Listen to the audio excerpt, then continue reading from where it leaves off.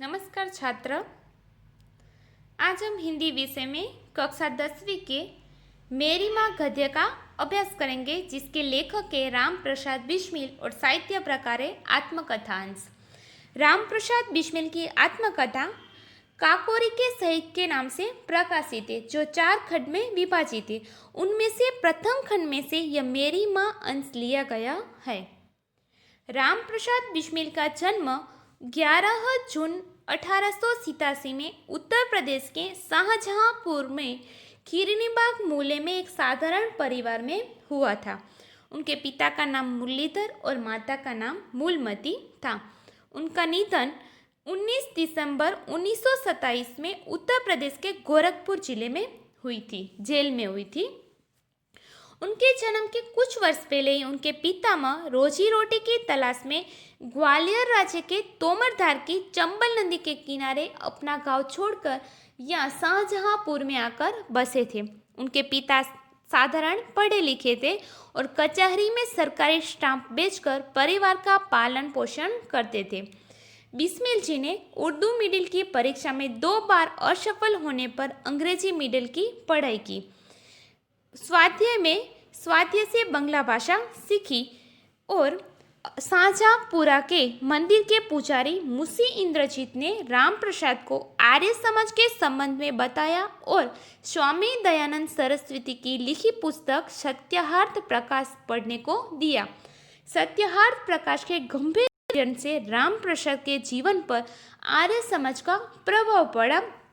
इससे आर्य समाज की प्रवृत्तियों से जुड़े और बाद में क्रांतिकारी संगठन में सक्रिय हुए।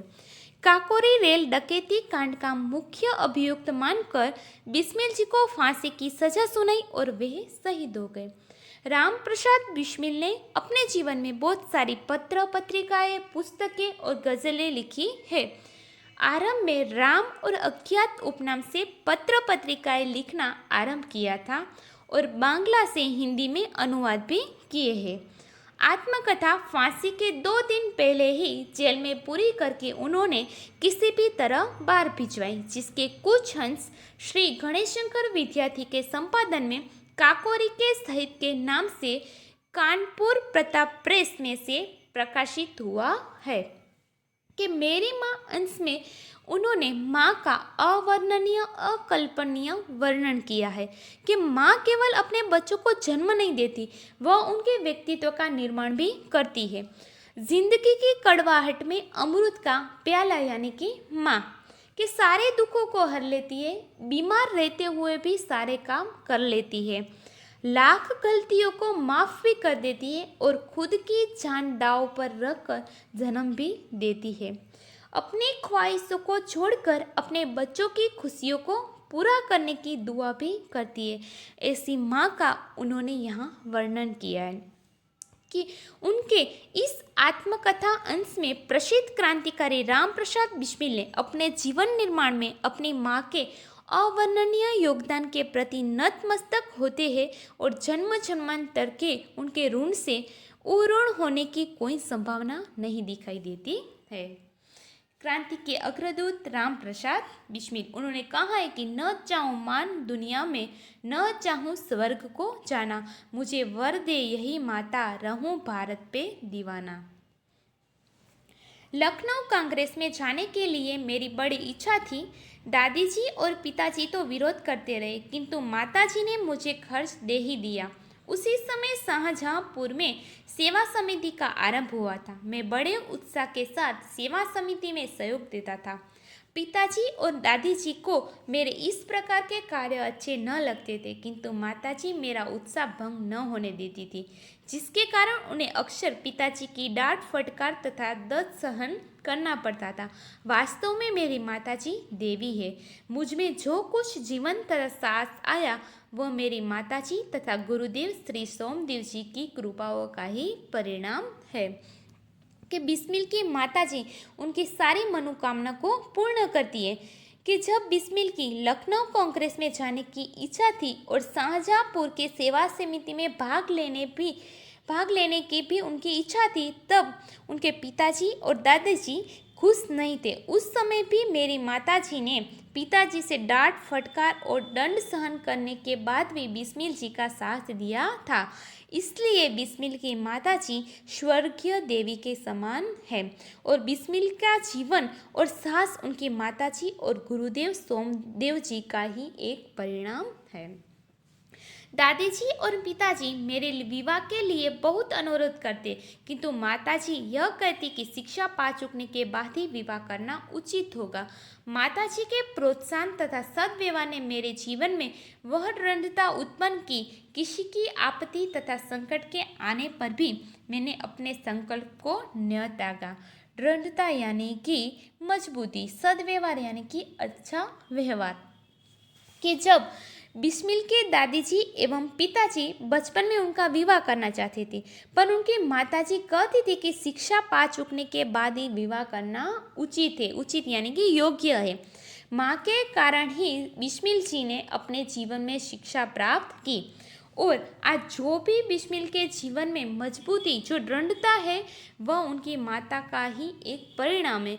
वह किसी भी आपत्ति आए या संकट में आए तो भी वह अपने आदर्शों पर कभी भी डगे नहीं। एक समय मेरे पिताजी दीवानी मुकदमे में किसी पर दावा करके वकील से कह गए थे कि जो काम हो वह मुझसे करा ले। कुछ आवश्यकता पड़ने पर वकील साहब ने मुझे गुला भेजा और कहा कि मैं पिताजी के हस्ताक्षर वकालतनामे पर कर दूं।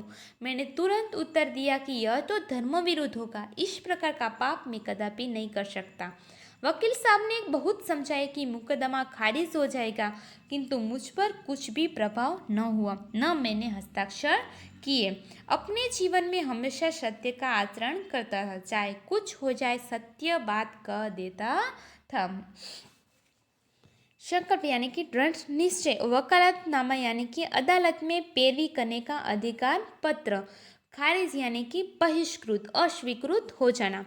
कि एक दिन बिस्मिल के पिताजी दीवानी काम से शहर से बाहर जाते, तब वकील के करने पर भी बिस्मिल ने वकालतनामे पर हस्ताक्षर नहीं किया। वह अपने जीवन पर सदैव सत्य का आचरण करते रहे। 11 वर्ष की उम्र में माताजी विवाह कर शाहजहाँपुर आई थी। उस समय वह नितांत अशिक्षित एक ग्रामीण कन्या के समान थी। शाहजहाँपुर आने के थोड़े दिनों बाद दादी जी ने अपनी छोटी बहन को बुला लिया। उन्होंने माताजी को गृह कार्य की शिक्षा दी। थोड़े दिनों में माताजी ने घर के सब कामकाज को समझ लिया और भोजनादि का ठीक ठीक प्रबंध करने लगी। मेरे जन्म होने के 5 या 7 वर्ष बाद उन्होंने हिंदी पढ़ना आरंभ किया। पढ़ने का शौक उन्हें खुद ही पैदा हुआ था। मोहल्ले की सखी सहेली जो घर पर आया करती थी, उन्हीं में जो शिक्षित थी, माताजी उनसे अक्षर बोध करती। इस प्रकार घर का सब काम कर चुकने के बाद जो कुछ समय मिल जाता उसमें पढ़ना लिखना करती। नितांत यानी कि पूरी तरह, प्रबंध यानी कि तैयार, अक्षरबोध यानी कि शिक्षित। कि बिस्मिल की माता है, उनका विवाह 11 वर्ष की उम्र में हो जाता है। तब उनकी माता अशिक्षित और गृह कार्य में भी अनपढ़ थी। तब उनकी दादी जी अपनी छोटी बहन को यहाँ बुलाती है और वह बिस्मिल की माताजी को पूर्ण रूप से गृह कार्य की शिक्षा देती है। उनकी माताजी थोड़े ही दिनों में सब गृह कार्य सीख लेती है। बिस्मिल की माताजी को पढ़ने का शौक था, इसलिए वह मूले की जो शिक्षित सखी थी उनसे वो अपने गृह कार्य करने के बाद जो कुछ भी समय बचता या रहता उनमें से वह शिक्षा भी लेती थी। परिश्रम के बल से थोड़े दिनों में ही वह देवनागरी पुस्तकों का अध्ययन करने लगी। मेरी बहनों को छोटी आयु में माताजी ही शिक्षा दिया करती थी। जब से मैंने आर्य समाज में प्रवेश किया, माताजी से खूब वार्तालाप होता। उस समय को अपेक्षा अब उनके विचार भी कुछ उदार हो गए। यदि मुझे ऐसी माता न मिलती तो मैं भी अति साधारण मनुष्य के भांति संसार चक्र में फंसकर जीवन निर्वाह करता। के यहाँ परिश्रम यानी कि सख्त मेहनत, निर्वाह यानी कि पसार करना, उदार यानी कि दया, अपेक्षा यानी कि तुलना, संसार चक्र यानी कि संसार रूपी चक्र। कि उनकी माता बिस्मिल की माता है वह अथांग परिश्रम से और पढ़ने के शौक के कारण वह थोड़े ही दिनों में वह देवनागरी पुस्तकें यानी कि हिंदी की पुस्तकों को पढ़ने लगती है। और बिस्मिल की कुल का एक प्रथा थी कि कन्याओं के जन्म के बाद उन्हें मार दिया जाता था, लेकिन बिस्मिल की माता जी ने इनका विरोध किया और कन्याओं के प्राणों की रक्षा की, जिसके कारण वह पहला ही कुल था जिसमें बिस्मिल की बहनों को शिक्षा भी दी गई और कन्याओं का पालन पोषण भी हुआ। और बिस्मिल की माताजी के कारण उनकी बहनें भी वह भी शिक्षा ग्रहण कर सकी। और बिस्मिल जी कहते हैं कि यदि उन्हें ऐसी माता न मिलती तो उन्हें भी अति सामान्य मनुष्य की तरह संसार चक्र में फंसकर अपना जीवन बिता दिया होता। शिक्षा दी के अतिरिक्त क्रांतिकारी जीवन में भी उन्होंने मेरी वैसी ही सहायता की जैसी मेजिनी को उनकी माता ने की थी। माताजी का सबसे बड़ा आदेश मेरे लिए यही था कि किसी भी प्राणहानि न हो। उनका कहना था कि अपने शत्रु को भी कभी प्राण न देना। उनके इस आदेश की पूर्ति करने के लिए मुझे मजबूरन एक बार अपनी प्रतिज्ञा भंग करनी पड़ी थी। कि यहाँ मेजिनी कौन है? तो वह उनका जन्म इटली में हुआ था। वह एक लोकतंत्र का प्रबल समर्थक है। इटली को एक करने में उनकी महत्वपूर्ण भूमिका रही है। वह ऑस्ट्रियन शासन में इटली की मुक्त कराने के लिए वह जीवन भर लड़ता रहा है और इटली के राष्ट्रीय आंदोलन का मसीहा भी मेजिनी को समझा जाता है। और राष्ट्रीय आंदोलन में मेजिनी को अपनी माता का सहयोग भी मिला था।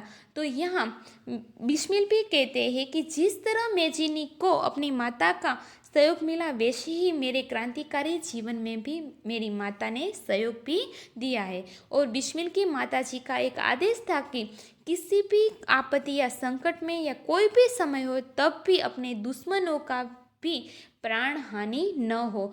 और बिस्मिल ने अपने पूर्ण रूप से इस आदेश को अपने जीवन पर निभाया भी है। जन्मदात्री जननी, इस जीवन में तो तुम्हारा ऋण उतारने का प्रयत्न करने का भी अवसर न मिला।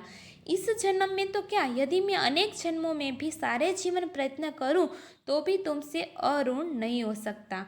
जिस प्रेम तथा दृढ़ता के साथ तुमने इस तुच्छ जीवन का सुधार किया है वह अवर्णनीय है।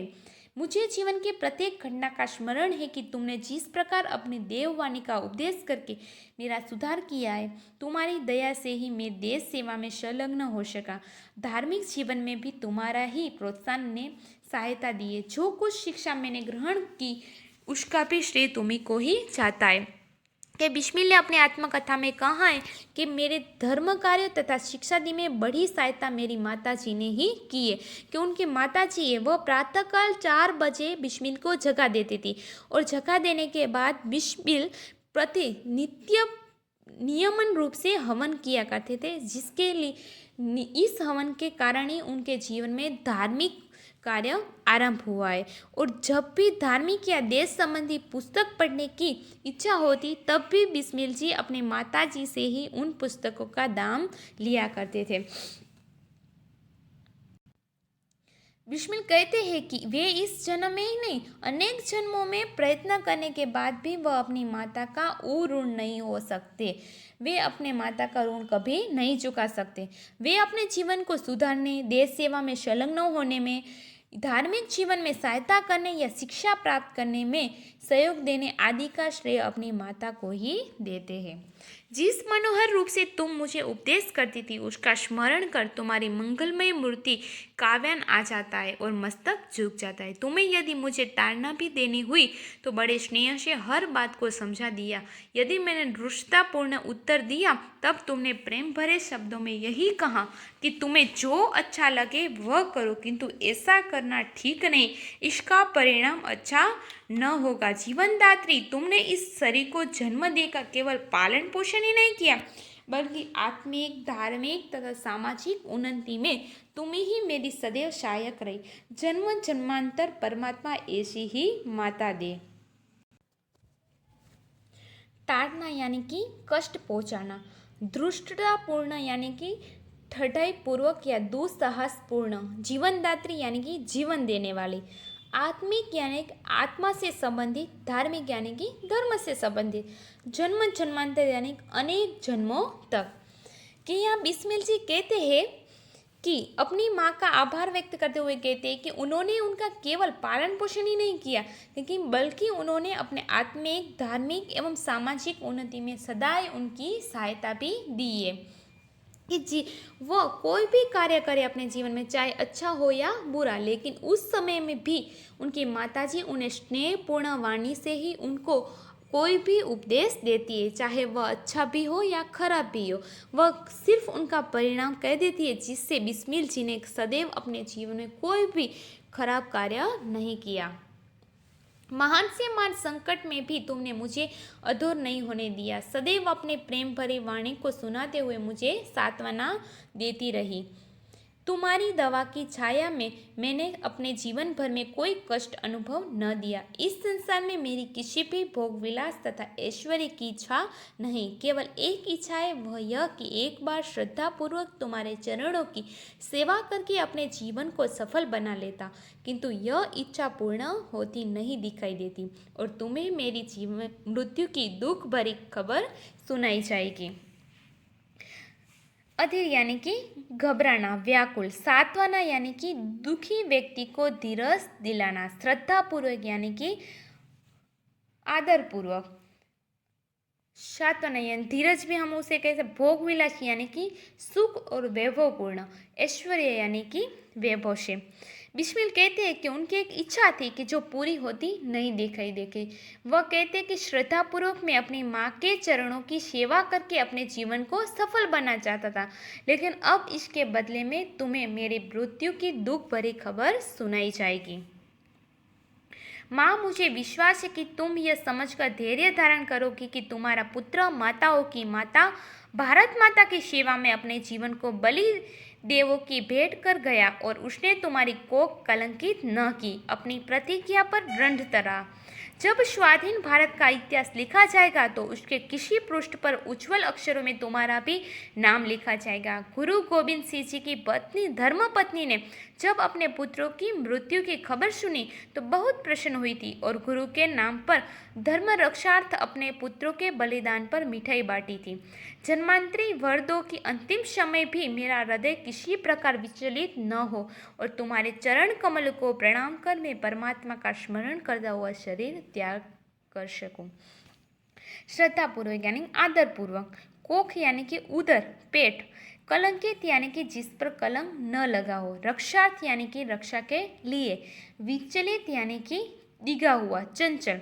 कि बिस्मिल अपनी माँ से प्रार्थना करते हुए कहते हैं कि हे माँ, मुझे वरदान दे कि अंतिम समय में, कि फांसी के समय में भी उनका हृदय किसी भी तरह से विचलित न हो और वे माँ के चरणों को प्रणाम कर परमात्मा का स्मरण करते हुए, परमात्मा को याद करते हुए शरीर त्याग कर सके।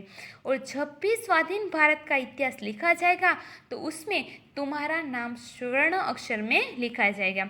गुरु गोविंद सिंह की जो धर्म पत्नी है, कि जिसके बेटों ने धर्मार्थ रक्षार्थ के लिए अपने प्राणों की बलिदान दे दिया, तब उनकी खबर सुनी तो उनकी धर्म पत्नी ने प्रसन्नता से पूरे मोहल्ले में मिठाई बांटी थी। तो तुम भी मेरी ये खबर सुनकर प्रसन्नता पूर्वक ही पूरे मोहल्ले में यह खबर सुनाना। कि जब बिस्मिल को फांसी दी गई तब बिस्मिल वंदे मातरम और भारत माता की जय करते हुए कहते हैं कि मालिक तेरी रजा रहे और तू ही तू रहे, बाकी मैं रहूं न मेरी आरजू रहे। बिस्मिल जी की दो गज़ल, एक है जिंदगी का राज जो उर्दू में लिखी गई है और दूसरी जो हिंदी में लिखी गई है, सरफरोशी की तमन्ना अब हमारे